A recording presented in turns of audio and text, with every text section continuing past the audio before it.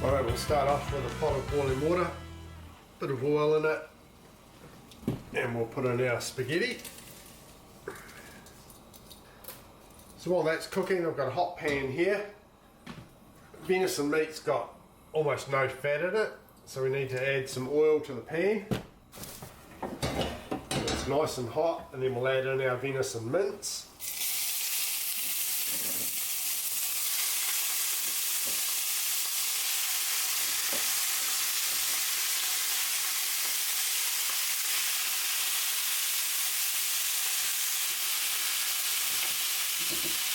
We're going to fry this off till it's nice and brown. Going with your pasta, you just want to keep moving this around on a regular basis just so it doesn't all lump together. You can see how this juice now is starting to come out of the mince and it's starting to almost boil. You just keep going with it. That juice will then evaporate or boil away, and then it'll just restart frying again. You may need to add a little bit more oil once it starts refrying because of the lack of oil in the meat. If you've got a meat with a lot of fat content in it, or a mince with a lot of fat in it, you generally wouldn't need to add more fat to it, but this venison's real lean, so we're probably going to add more fat to it again once this evaporates away. But we'll see how it goes. At this stage also I can put in a couple of bay leaves. I'll also add in about a teaspoon of crushed garlic, and I'll also add in a good sprinkling of mixed herbs. I'm just working on any big lumps here, just breaking them up as it cooks. Now this venison is starting to sizzle again. That liquid's evaporated away. At this stage here now you could put in some tomato paste.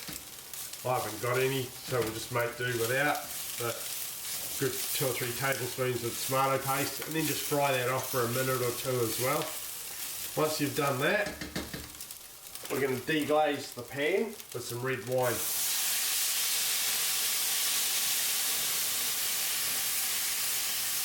Now we want to reduce this right down to almost nothing. That takes all the stuff that's stuck to the bottom of the pan. That lifts all that off, and that's where we start to get some good flavours. Right, we're going to add some chopped onion.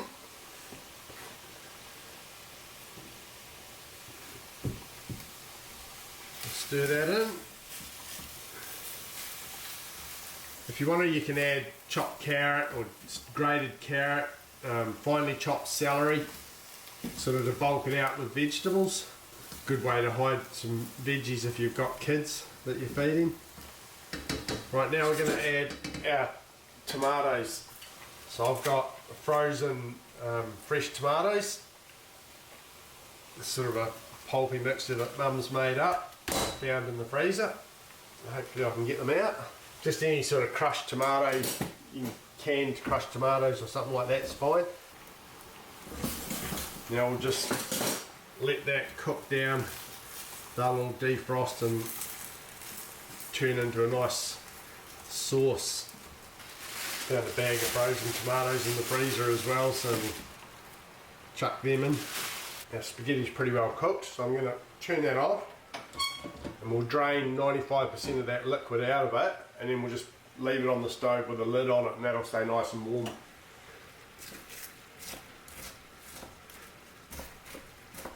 While our tomatoes are cooking, we'll crack in some pepper, some salt. We're also going to sprinkle in a little bit of sugar. It doesn't need a lot, but because we're using tomatoes, we just want to sweeten it up just slightly.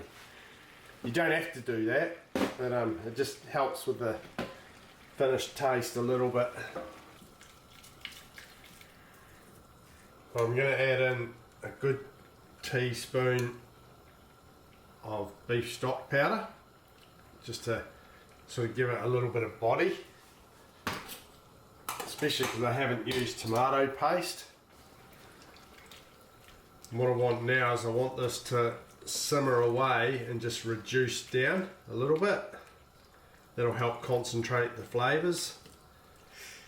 These fresh tomatoes from the freezer, they're quite wet as well. A lot of water content in them. But we will thicken this up to make a sauce when I'm happy with the level of liquid in the meat. There's a couple of ways you can thicken it. You can do a flour and water mixture.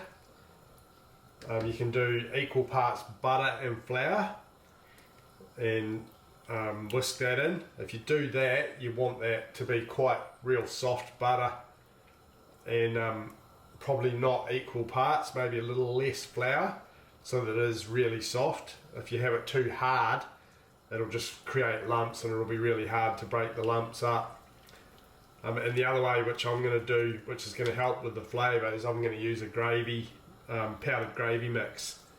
I may still have to thicken it up a little bit with some flour and water after I add the gravy mix, because I don't want it to become overpowering in that sort of flavour. But we'll see how we go. So that's reducing down quite nicely now. I've had a taste and the flavour's already quite good.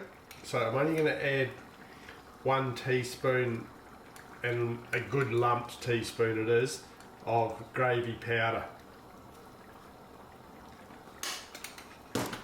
Mix that in before it turns to a big lump. That'll give us some thickening, but we're going to do a little bit of a flour and water mixture just to finish off and get us to where we want to be.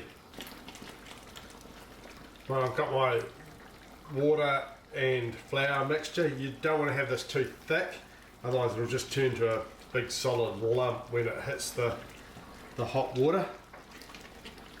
And we'll just slowly stir it in.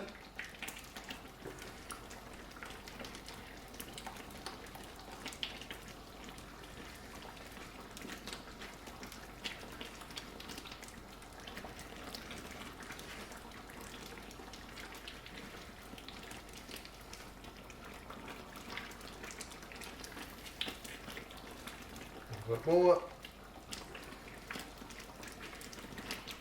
I reckon that's enough.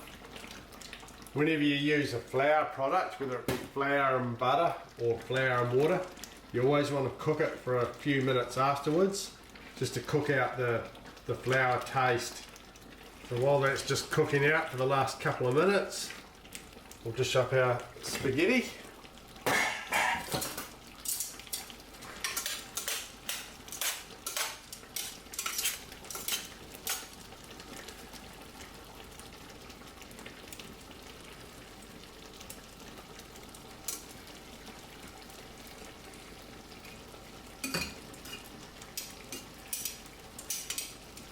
And we'll just give that a really good mix, so that liquid that sort of separates and boils to the top when it's boiling mixes back through all the meat. Take out the 2 bay leaves. They're not the nicest of things to eat when you're chewing on your Bolognaise. And the very last thing we'll do is we'll just quickly taste the seasoning on it, make sure that we've got that all good.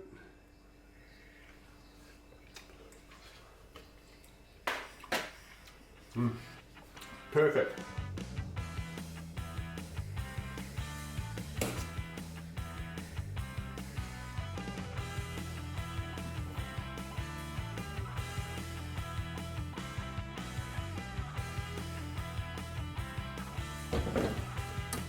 So normally now I'd finish it off with some Parmesan cheese. We haven't got any of that, so we're just going to have it as it is.